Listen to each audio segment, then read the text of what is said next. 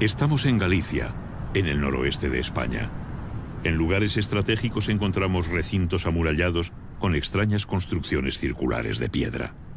¿A quién pertenecieron? ¿De quién se defendían? ¿Cómo vivían?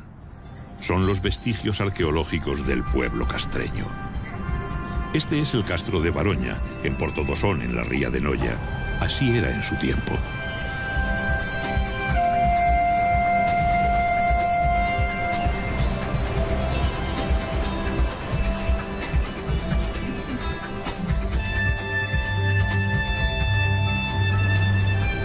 Pero antes de sumergirnos en la vida de los castreños, vamos a viajar al pasado remoto.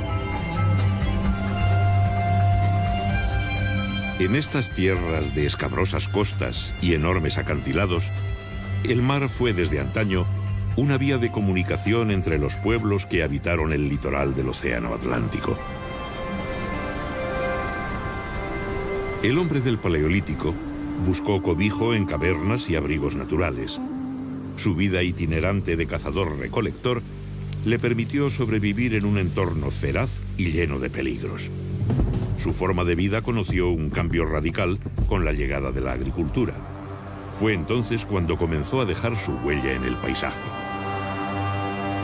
En el megalítico, el mar se convirtió en una fuente de contactos. Antes de la edad de los metales, los pueblos de la Europa atlántica fueron los primeros en construir grandes monumentos destinados a perdurar en el tiempo.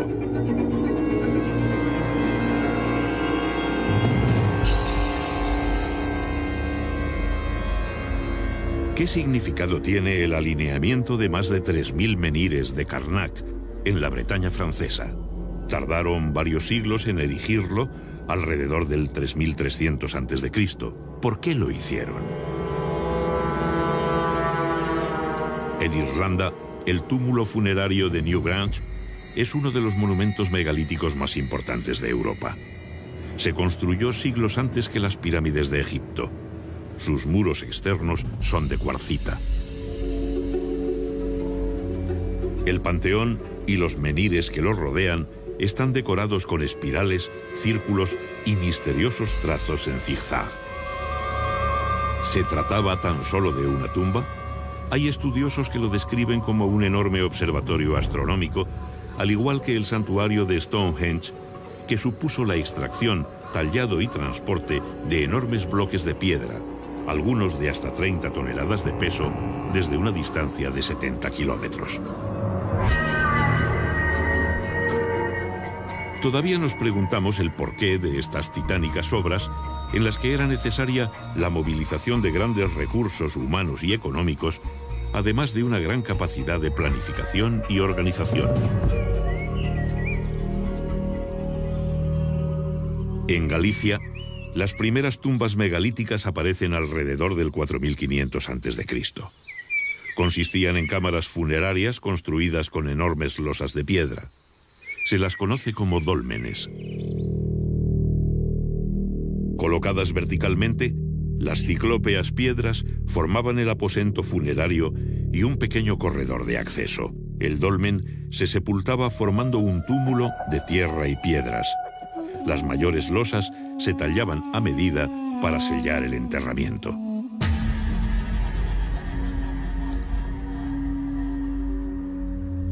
El cuerpo del difunto era inhumado en el interior del dolmen. Los objetos de prestigio de sus ajuares funerarios ponen de manifiesto la existencia de jerarquías sociales. Aquellos dólmenes, o mámoas, como se les llama en Galicia, donde se enterraba a personajes notables para la comunidad, funcionaban como auténticos mausoleos, es decir, eran a la vez tumbas y santuarios donde se celebraban ceremonias de ofrendas a los ancestros y de culto a los muertos.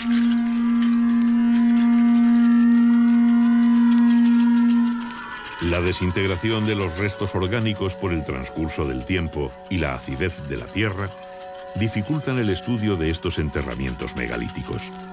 La gran cantidad de fragmentos de cerámica encontrados en los túmulos, muchos de ellos pertenecientes a vasos del tipo campaniforme, nos indican la existencia de libaciones en las ceremonias que realizaban y la introducción de ritos funerarios importados.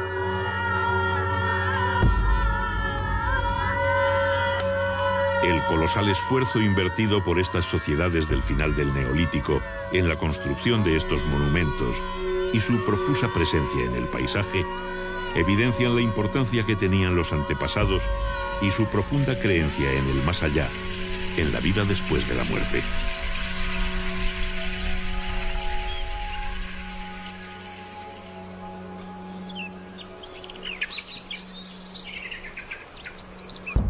Continuando nuestro viaje por la prehistoria atlántica, encontramos una de las manifestaciones artísticas más singulares de esta época: los petroglifos. El hombre siente la necesidad de plasmar en la piedra aspectos de su vida y sus creencias. Los dibujos se graban por percusión con piedras punzantes de cuarzo o sílex. Los surcos se ensanchan por abrasión. Combinan símbolos de carácter religioso con escenas de la vida cotidiana.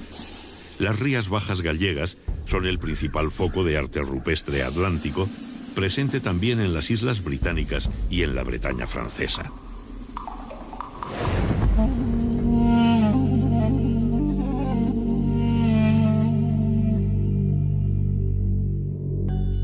En la Edad del Bronce aumenta la población y los asentamientos se hacen más estables. Viven de una agricultura sencilla. La presión sobre el medio natural se acentúa. Talan los campos y queman la vegetación para crear pequeñas parcelas de cultivo, como se sigue haciendo en las regiones menos desarrolladas del planeta. Durante la quema, también cazaban los pequeños animales que huían del fuego. Labraban la tierra con azadas de piedra y de palo para cultivar plantas leguminosas y variedades primitivas de trigo y otros cereales. Cada pocos años tenían que cambiar de lugar.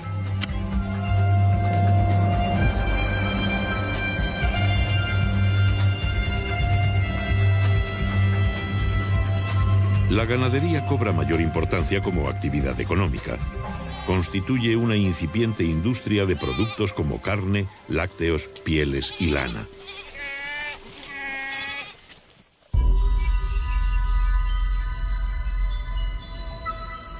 Los asentamientos pasaron de ser meros núcleos familiares a convertirse en aldeas y poblados estables, que más tarde se transformarían en castros como este de Castromao, uno de los más antiguos de Galicia. En la costa se establecen en lugares estratégicos como puntas y penínsulas que les ofrecen buenas condiciones defensivas naturales, reforzadas mediante terraplenes y empalizadas.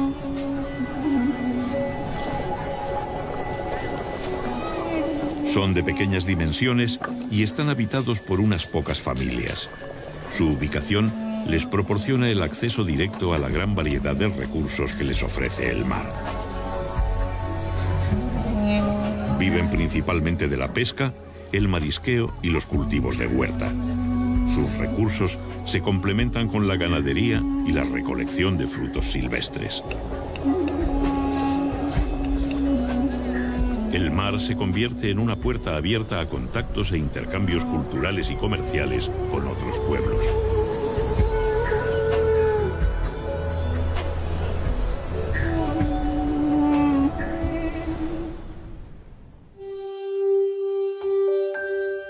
La metalurgia, la mayor innovación tecnológica de la historia de la humanidad, provocó una verdadera revolución, un cambio global.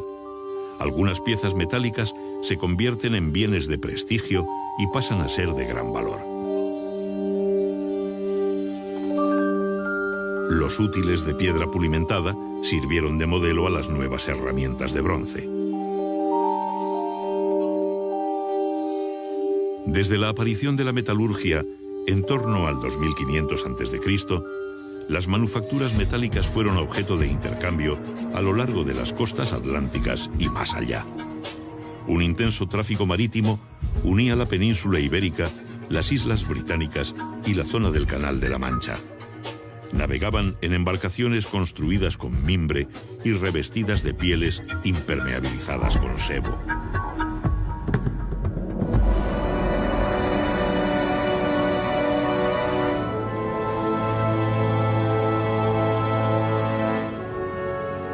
Galicia posee una orografía muy abrupta.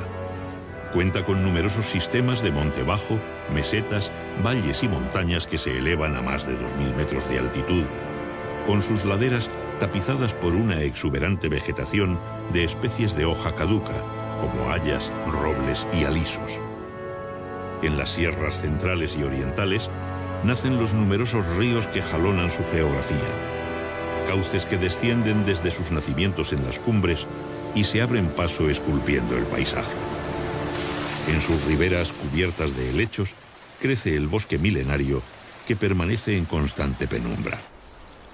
El paisaje se torna misterioso y secreto.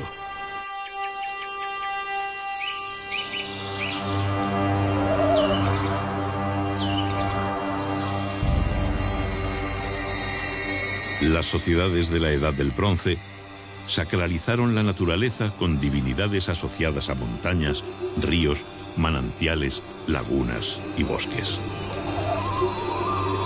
Chamanes y curanderos encontraron la inspiración de su don en el corazón de estos bosques, que todavía hoy son objeto de enigmáticos relatos sobre brujas y sortilegios. Muchos rasgos de las prácticas religiosas de la Edad del Bronce han llegado hasta nuestros días, fosilizados en el folclore europeo. Ninfas, trasgos, gnomos y otros espíritus son entidades míticas que hunden sus raíces en esta remota época. Posiblemente, los pescadores y cazadores que se adentraban en estos parajes ocultos se sometían a algún tipo de iniciación parecida a las que todavía se realizan en algunas comunidades de creencias animistas de África y América, para protegerse de las terribles fuerzas sobrenaturales que existían en estos lugares.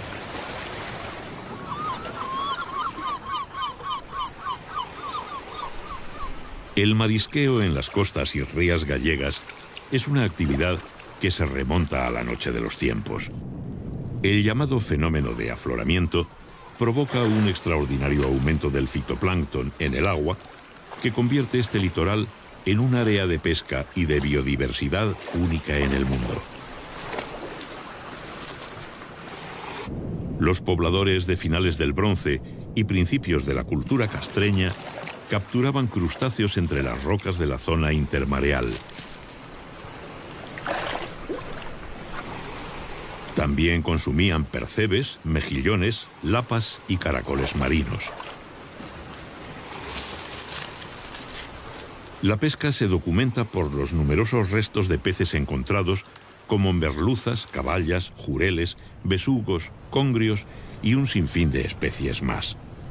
Para su captura empleaban redes y anzuelos de cobre, bronce y hierro. El pulpo lo deshidrataban para su conservación y los pescados azules los secaban después de ahumados.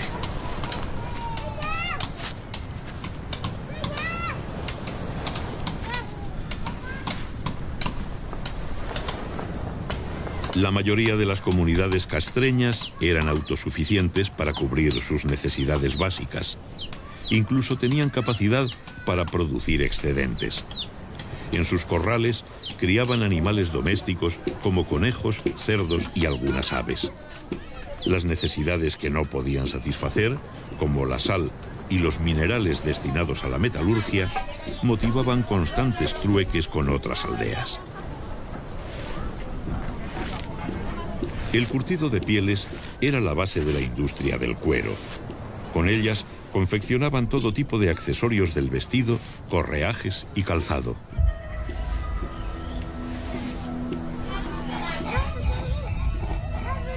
La molienda del grano la realizaban en molinos barquiformes que exigían un considerable esfuerzo.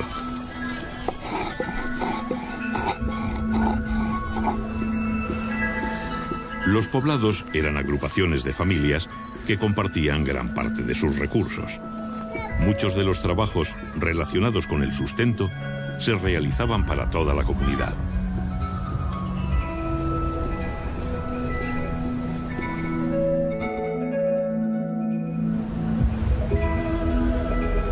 Viajamos hasta La Lanzada, en las Rías Bajas. La ermita y los restos del antiguo castillo atestiguan el destacado papel que tuvo este enclave en la historia de Galicia. Habitado desde el siglo VII a.C., es un rico yacimiento arqueológico que ha proporcionado valiosos datos sobre la cultura castreña.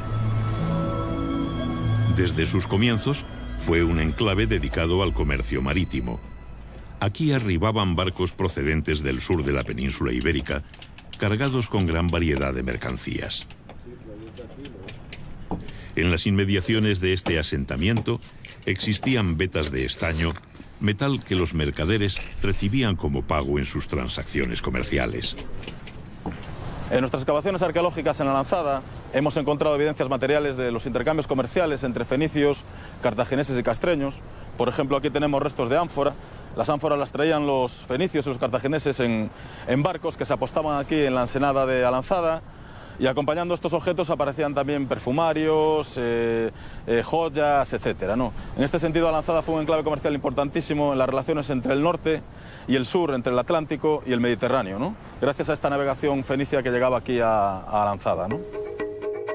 A finales del Bronce, los fenicios fundaron emporios comerciales en todo el Mediterráneo. Viajaron hasta los confines del mundo conocido, atraídos por la riqueza de las míticas Casitérides, las islas del estaño, que los relatos antiguos situaban en el tenebroso océano, más allá de las columnas de Hércules. Las Casitérides eran para los mediterráneos una especie de Eldorado, un lugar de su geografía mítica que representaba la proverbial abundancia de metales de las tierras atlánticas.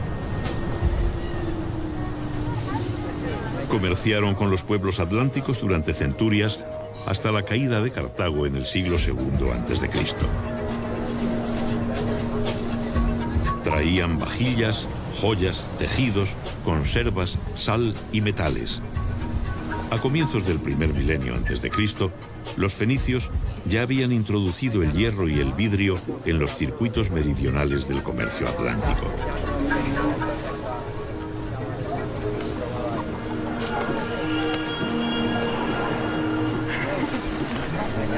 Innovaciones como el molino giratorio y el torno de alfarería fueron rápidamente adoptadas junto con otras nuevas herramientas. También asimilaron modas en el consumo de alimentos, el vestido y el adorno personal. Los pueblos atlánticos exportaban el estaño desde antiguo. Producían lingotes de pesos estándar con los que pagaban las importaciones. También ofrecían a cambio plata, oro y pieles de animales.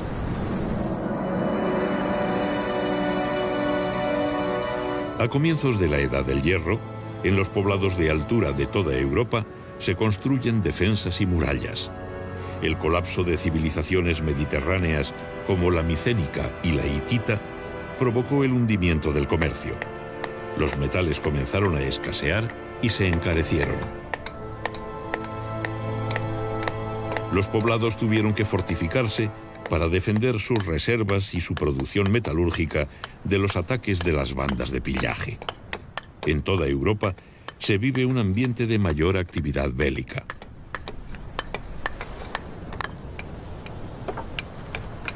Las nuevas herramientas de hierro permitieron a los castreños perfeccionar las técnicas de cantería, carpintería y construcción. Al mismo tiempo que los poblados se amurallaron convirtiéndose en pequeñas fortalezas, las viviendas de barro se transformaban en casas de piedra.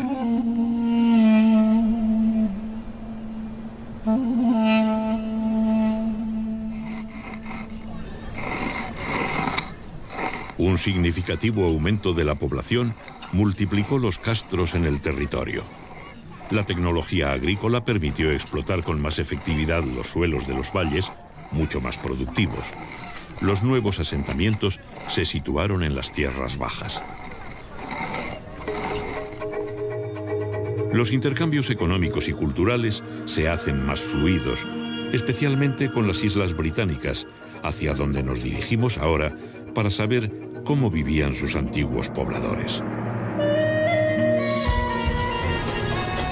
Al borde de un acantilado de 100 metros de altura, encontramos Duna Ongasa, el mayor poblado fortificado prehistórico de las Islas Aran, en Irlanda. Su sistema defensivo de murallas concéntricas y piedras hincadas es muy similar a los castros de Galicia. La reconstrucción del poblado de Castle Henleys, en Gales, pone de manifiesto la semejanza en usos y costumbres que tenían los pobladores de los territorios atlánticos.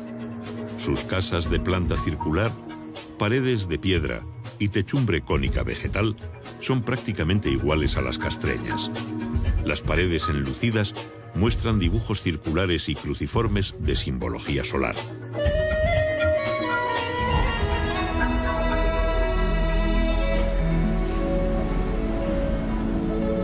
En la desembocadura del río Miño, el monte de Santa Tecla alberga uno de los castros más célebres del noroeste de España. Fue construido hacia el siglo I a.C.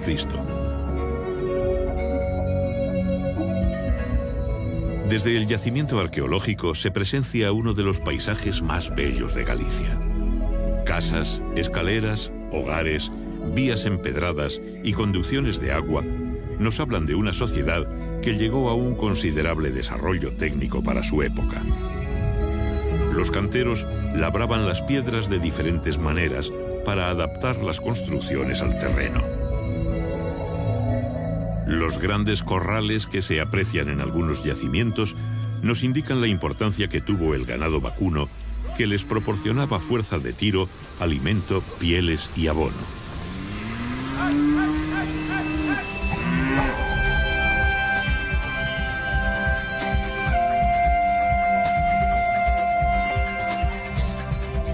En Galicia, la naturaleza se muestra con toda su fuerza. Las grandes mareas dejan al descubierto bancos de arena, estuarios y playas que favorecen el desarrollo de especies de bivalvos marinos, como almejas, berberechos, ostras, lapas, navajas y vieiras. En las costas de aguas tranquilas y fondos arenosos, las mujeres mariscaban todo tipo de bivalvos que constituían una fuente complementaria de alimentación. El tamaño de las especies documentadas por los arqueólogos está muy por encima de las actuales tallas comerciales. En aquel tiempo no existía la sobreexplotación. Conocemos la dieta de los castreños del litoral gracias a los vertederos de sus poblados, que los científicos llaman concheros por su abundancia en restos de moluscos.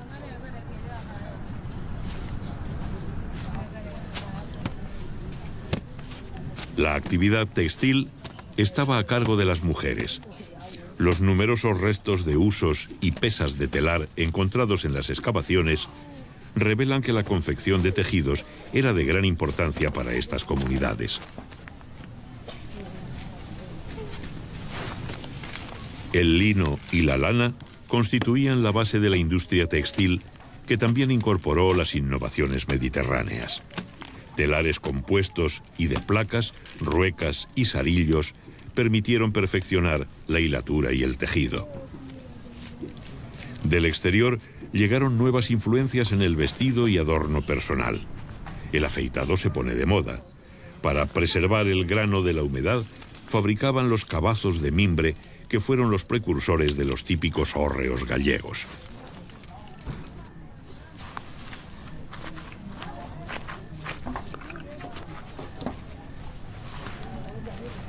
Aunque el torno de alfarero ya era utilizado, la cerámica moldeada a mano continuaba siendo de uso común. Para su fabricación se elaboraban rulos de arcilla que eran colocados en espiral, creando la forma básica del cacharro.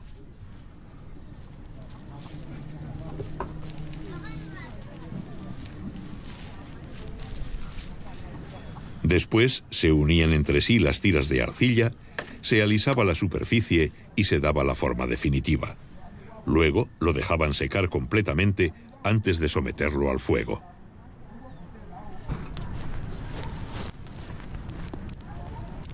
Para cocer las piezas más finas, usaban hornos cerámicos especializados, pero el primitivo horno de hoguera se seguía utilizando habitualmente para la cocción de pequeñas piezas de uso doméstico. Consistía en un hoyo excavado en el suelo, dotado de un tiro transversal en dirección al viento dominante.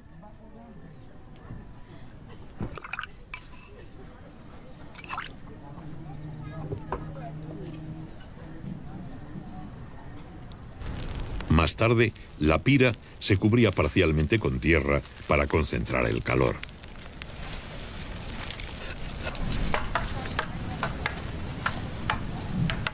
Para muchas comunidades del noroeste, la actividad bélica ocupó un lugar destacado en su vida. Desde jóvenes se preparaban para la guerra.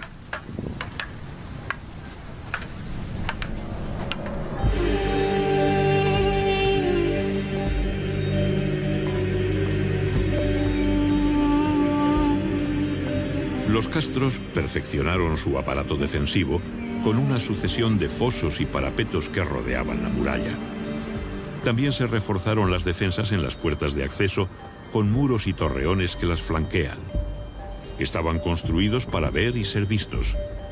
En poblados de última época, como en este de Villadonga, en Lugo, las murallas poseían una intencionada monumentalidad que prestigiaba el conjunto.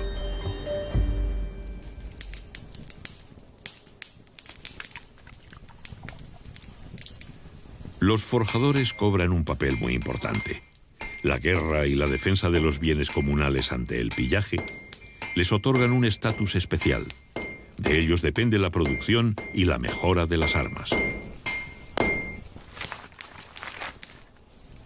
También son importantes por favorecer la expansión de la agricultura gracias a la fabricación de herramientas de labranza.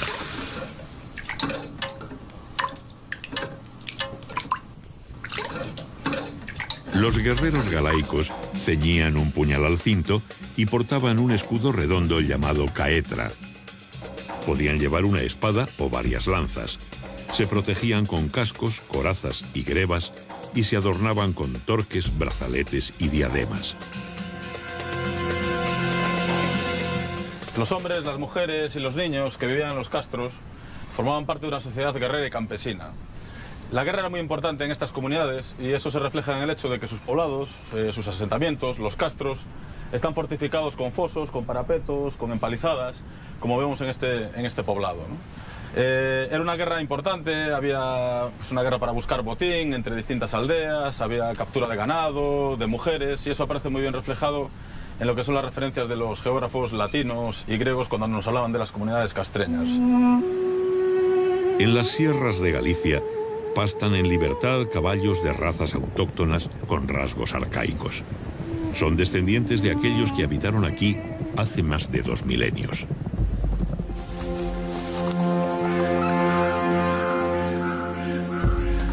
Los caballos eran un símbolo de poder y riqueza. Nunca formaron parte de la dieta, se utilizaban para la guerra y en los sacrificios. El autor clásico Diodoro de Sicilia nos habla de las bandas de pillaje. Cuando sus jóvenes alcanzan la plenitud de su fuerza física, aquellos que son pobres en riquezas materiales se reúnen en lugares montañosos y de acceso difícil, donde forman bandas de talla considerable y después bajan a Iberia y juntan riquezas gracias al pillaje. Por su importancia, los caballos constituían un magnífico botín. Los valerosos jóvenes de estas bandas capturaban los caballos derribándolos. Posiblemente esta forma de atraparlos haya perdurado hasta nuestros días en la popular fiesta de las rápadas bestas, en la que una vez al año bajan los caballos del monte, los apresan y les cortan las crines.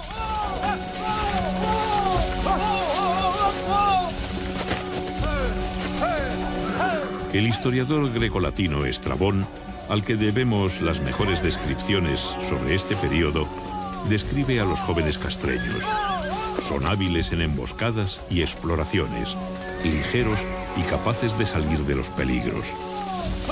Al parecer tenían un gran conocimiento de las técnicas militares, matizadas por sus propias reglas, que enfatizaban el valor personal, la intimidación, la bravura y la ferocidad.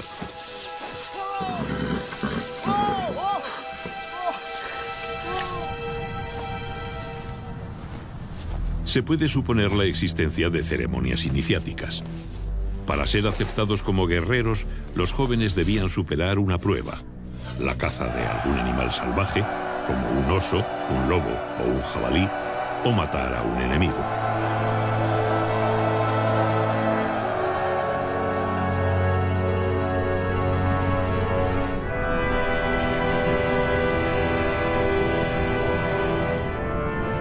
Parece sacada de un cuento. En esta pequeña península, en la ría de Muros y Noia, batida por el mar y los furiosos vientos oceánicos, se encuentra la Recoleta Ciudadela de Baroña, uno de los yacimientos prehistóricos más espectaculares y visitados de Galicia. Es un lugar enigmático. El visitante experimenta un magnetismo comparable al que se percibe en el famoso cromlech de Stonehenge. La monumentalidad de sus estructuras y su situación geográfica hace que sea un yacimiento excepcional entre los más de 3.000 que existen en Galicia, más o menos la mitad de los que hay en toda la Europa atlántica. Su muralla, dispuesta en varios circuitos a diferentes niveles, posee un intencionado sentido escenográfico. Esta audaz obra pública refleja una decisiva voluntad de alcanzar prestigio sobre las comunidades vecinas. En el castro de Borneiro, en La Coruña, como en la mayoría de los yacimientos, observamos que la disposición de las construcciones en el interior de los recintos estaba condicionada por el trazado de la muralla, los desniveles del terreno y la planta curva de las viviendas, que no compartían paredes medianeras, dejando muchos espacios muertos entre ellas. En los poblados de última época hacen su aparición los trazados rectilíneos y las construcciones de planta cuadrangular, que aprovechan mejor el espacio adosándose unas a otras. Las viviendas tenían puertas resguardadas por machones y tejados a dos aguas. El urbanismo castreño alcanzó un gran desarrollo en el área meridional, desde las Rías Bajas hasta el río Duero en el actual Portugal. Aquí surgieron los grandes poblados denominados citanias, como las de Briteiros y Sanfins.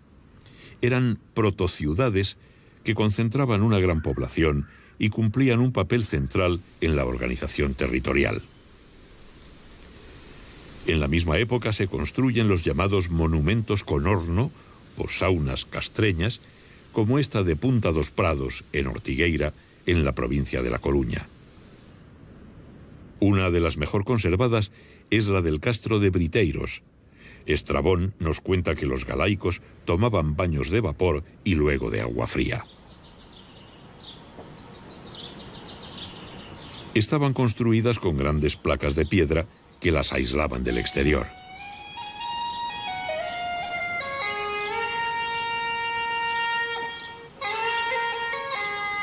La cámara de vapor se cerraba con la llamada pedra formosa, decorada con rosetas, sogueados, esvásticas, reticulados y entrelazados. De forma pentagonal, en su base tenía un pequeño hueco semicircular por el que se accedía al interior arrastrándose. De esta forma se evitaba que la fuga de vapor fuera excesiva.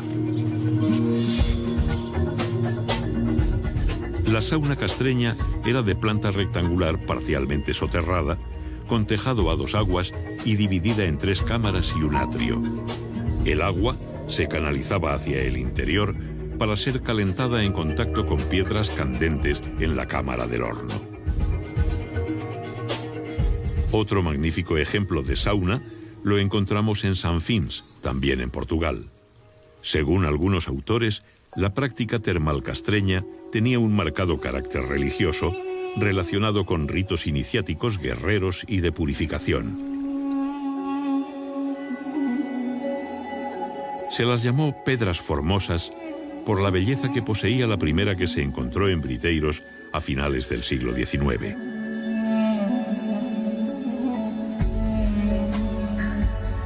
Los elementos decorativos combinaban motivos que recuerdan a los de la orfebrería. Algunos se pueden considerar protectores, como las esvásticas, un símbolo de buen augurio que aún se mantiene en la Galicia rural.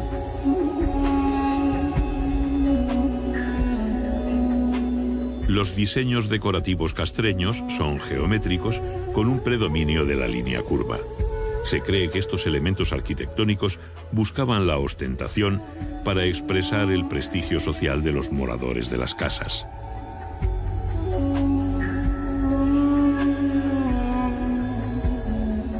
Se conocen una treintena de estatuas de guerreros galaicos. Representan figuras masculinas en pie, en actitud de parada y exhibiendo sus atributos militares.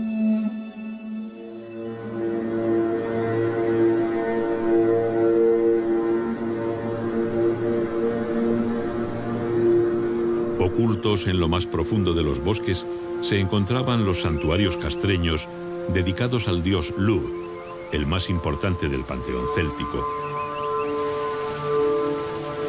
En lugares determinados de los ríos, que simbolizaban las puertas al otro mundo, se practicaban los rituales de ofrendas de armas dedicados a la diosa Navia, protectora de la comunidad y vinculada a la idea de la reencarnación. Los guerreros se despojaban de sus armas ante la presencia de chamanes consagrados a esta deidad.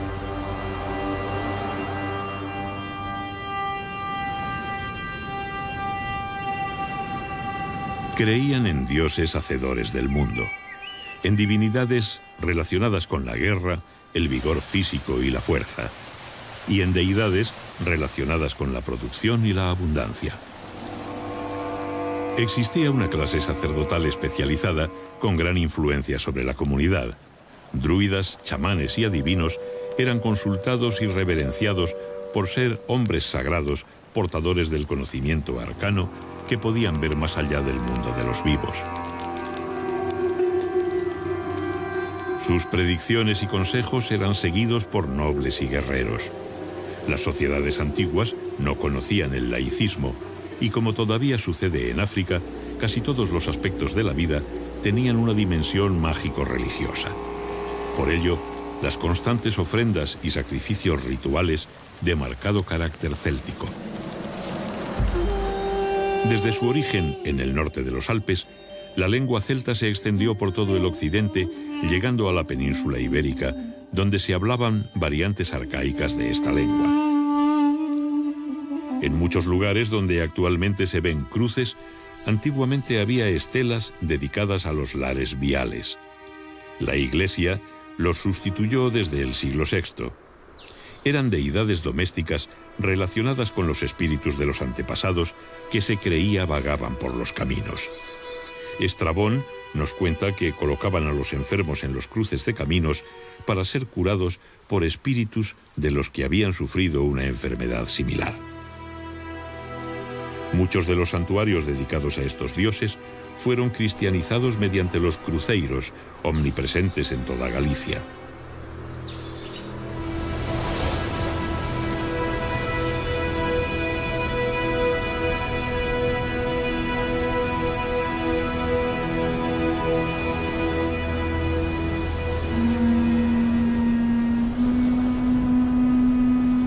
El cuerno fúnebre suena desde lo más alto del acantilado. Un poderoso guerrero ha muerto y va a ser incinerado.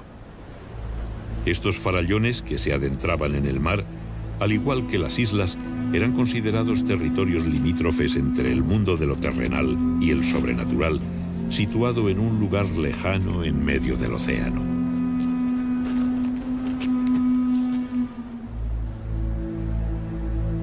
Los ritos funerarios castreños continúan siendo un misterio, pues apenas han dejado huella en el registro arqueológico.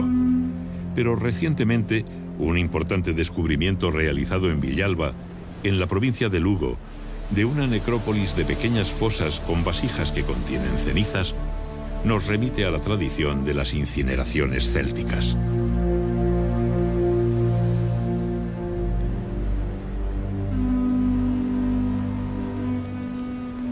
El difunto era despojado de sus joyas personales como pulseras, torques y su puñal de antena. El oficiante entregaba sus armas y posesiones al sobrino del finado. En estas tierras del noroeste, tradicionalmente las hijas heredaban de sus madres. Los varones estaban ligados especialmente a su tío materno.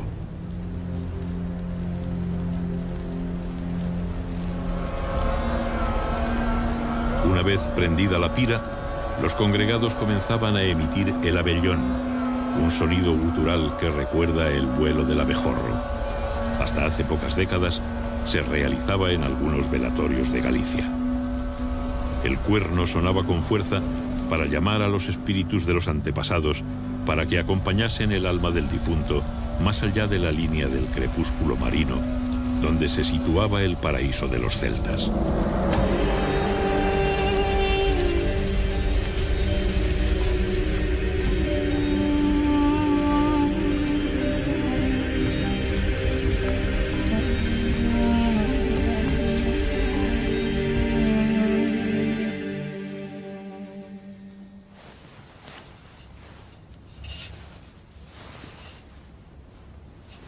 Los recientes descubrimientos realizados en castros de Galicia documentan que las cenizas del difunto se enterraban en una cista o arqueta en el suelo de la casa familiar.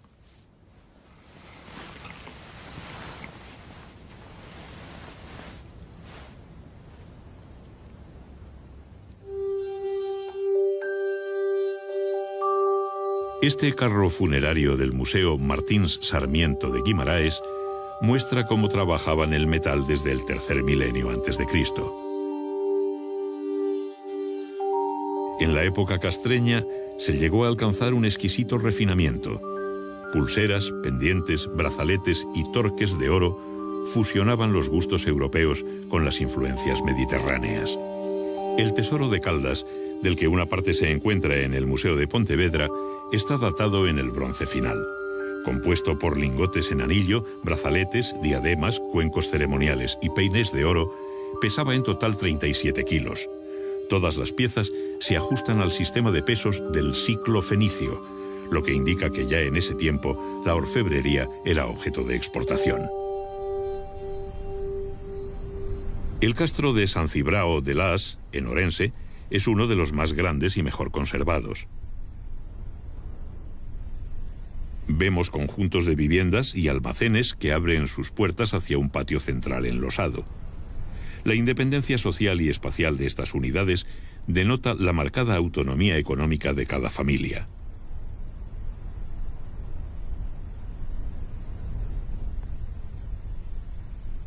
Las murallas son monumentales. Hay calles empedradas, aljibes y canalizaciones. En esta última época se cree que estos poblados se encaminaban a la formación de ciudades-estado. Venimos hablando de celtas, pero ¿existió realmente una nación celta? Hoy en día la teoría más extendida es que los celtas no fueron una raza, ni siquiera un pueblo. Se trató de un flujo lingüístico y cultural con sus orígenes en el norte de los Alpes. Había comunidades que hablaban lenguas del grupo céltico y que compartían panteones e ideologías de tipo indoeuropeo. Lo cierto es que muchos pueblos de la antigua Galicia se llamaban a sí mismos celtas, hablaban dialectos célticos, tenían divinidades de origen celta y fueron identificados por los clásicos como celtas.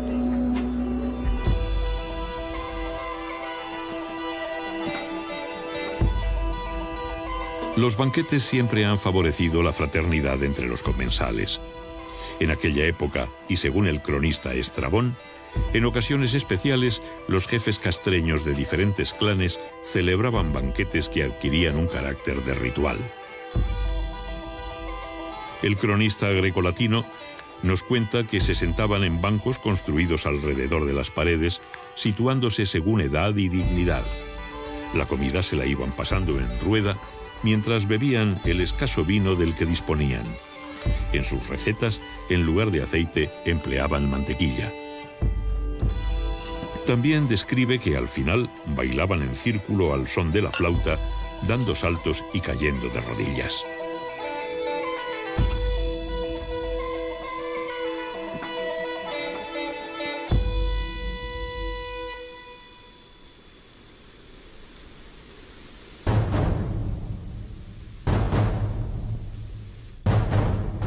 La sedante quietud de la naturaleza se ve alterada por un lejano son. Bajo la bóveda vegetal se propaga el eco de un extraño visitante. La paz se ve amenazada por la llegada de las legiones romanas. Los romanos no eran desconocidos para los castreños. Muchos mercenarios galaicos habían participado junto a Aníbal en su marcha contra Roma a través de los Alpes. En su inexorable avance encontraban vestigios de culturas milenarias.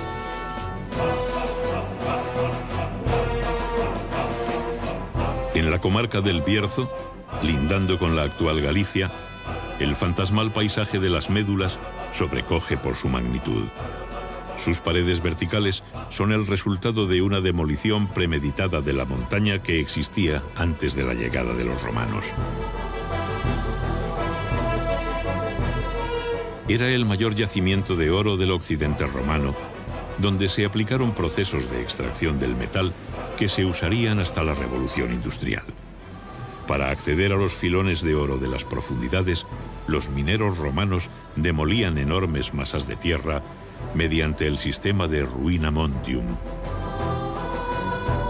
Creaban una red de pozos y galerías sin salida, en las que se introducía de súbito un enorme caudal de agua, almacenado en grandes balsas a mayor altura. Esto producía la compresión del aire en los túneles, que actuaba como un explosivo. La masa minada se desgajaba de la montaña y se derrumbaba. El oro galaico supuso un acicate para las ansias de conquista del imperio. Se calcula que en las minas del noroeste los romanos extrajeron unos 200.000 kilos de oro.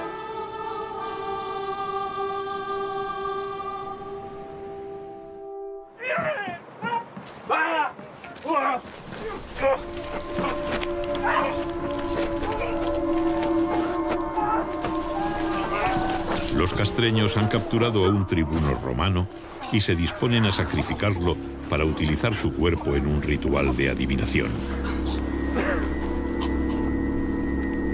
Estrabón nos relata estas prácticas adivinatorias. Examinan las entrañas sin extraerlas, y examinan las venas del torso y adivinan tocándolas, y consultan las entrañas de sus prisioneros de guerra. Los cubren con sagos y después el hieróscopo los golpea por encima de las vísceras. Dan un primer presagio por la forma en que cae el cuerpo. Cortan la mano derecha de los prisioneros para consagrarla al dios Ares. La ocupación del territorio noroccidental peninsular fue lenta y costosa. La conquista se realizó en 3 fases. En el año 136 a.C., Bruto el Galaico anexionó la zona entre los ríos Duero y Miño. En el 61, Julio César llega hasta el puerto de los Ártabros en una expedición marítima, no encontrando resistencia. El emperador Augusto en persona dirige las campañas de las guerras cántabras que finalizan en el 19 a.C. Diodoro relata que los norteños cantaban himnos de victoria cuando eran crucificados. Los prisioneros se suicidaban, las madres mataban a sus hijos antes que caer esclavos. Preferían la muerte a la derrota. La llegada de los romanos trajo el ocaso a los galaicos. El poder imperial se apoyó en las estructuras existentes para integrar a la población. A finales del siglo I después de Cristo, se puede dar por finalizada la cultura castreña.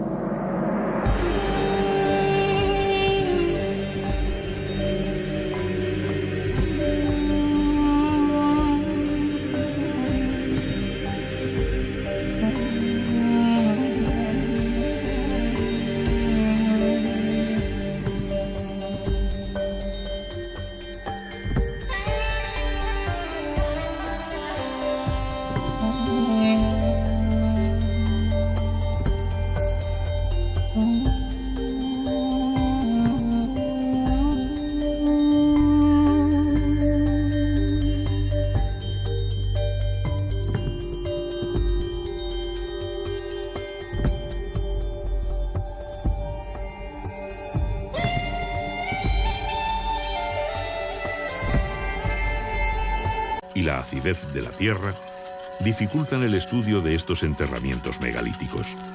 La gran cantidad de fragmentos de cerámica encontrados en los túmulos, muchos de ellos pertenecientes a vasos del tipo campaniforme, nos indican la existencia de libaciones en las ceremonias que realizaban y la introducción de ritos funerarios importados.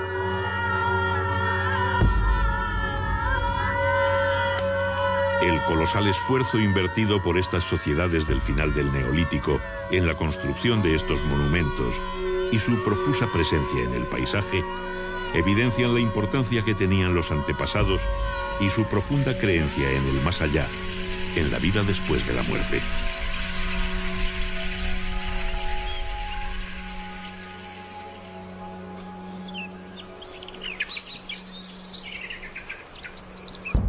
Continuando nuestro viaje por la prehistoria atlántica, encontramos una de las manifestaciones artísticas más singulares de esta época: los petroglifos. El hombre siente la necesidad de plasmar en la piedra aspectos de su vida y sus creencias. Los dibujos se graban por percusión con piedras punzantes de cuarzo o sílex. Los surcos se ensanchan por abrasión. Combinan símbolos de carácter religioso.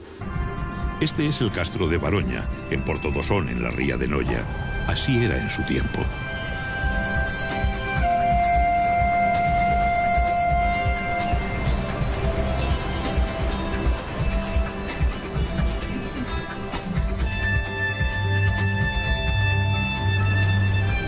Pero antes de sumergirnos en la vida de los castreños, vamos a viajar al pasado remoto. En estas tierras de escabrosas costas y enormes acantilados, el mar fue desde antaño una vía de comunicación entre los pueblos que habitaron el litoral del Océano Atlántico. El hombre del Paleolítico buscó cobijo en cavernas y abrigos naturales. Su vida itinerante de cazador-recolector le permitió sobrevivir en un entorno feraz y lleno de peligros. Su forma de vida conoció un cambio radical con la llegada de la agricultura. Fue entonces cuando comenzó a dejar su huella en el paisaje. En el Megalítico, el mar se convirtió en una fuente de contactos. Antes de la edad de los metales, los pueblos de la Europa atlántica fueron los primeros en construir grandes monumentos destinados a perdurar en el tiempo.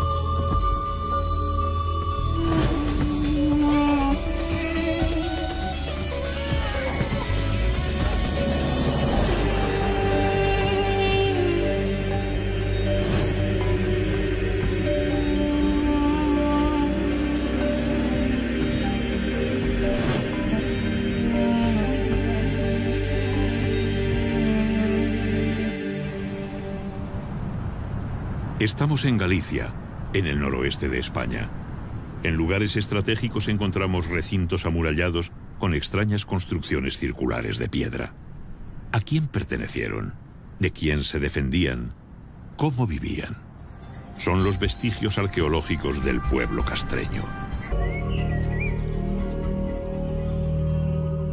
En Galicia, las primeras tumbas megalíticas aparecen alrededor del 4500 a.C.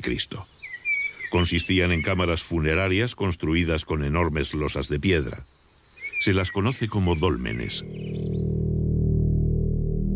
Colocadas verticalmente, las ciclópeas piedras formaban el aposento funerario y un pequeño corredor de acceso. El dolmen se sepultaba formando un túmulo de tierra y piedras. Las mayores losas se tallaban a medida para sellar el enterramiento.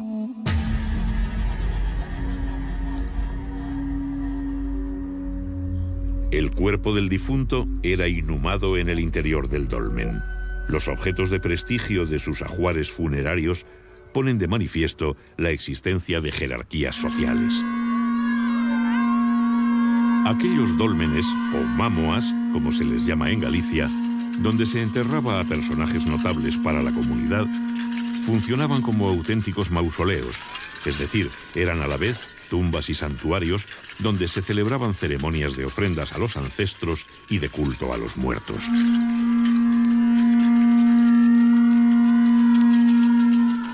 La desintegración de los restos orgánicos por el transcurso del tiempo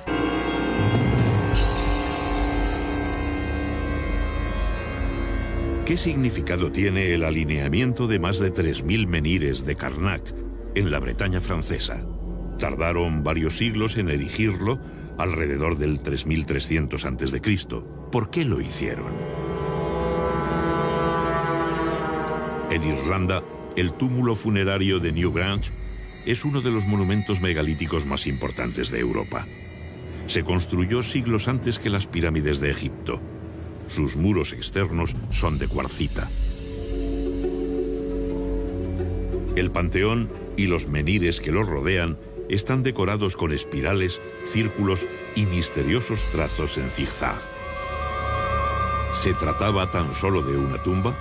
Hay estudiosos que lo describen como un enorme observatorio astronómico, al igual que el santuario de Stonehenge, que supuso la extracción, tallado y transporte de enormes bloques de piedra, algunos de hasta 30 toneladas de peso, desde una distancia de 70 kilómetros.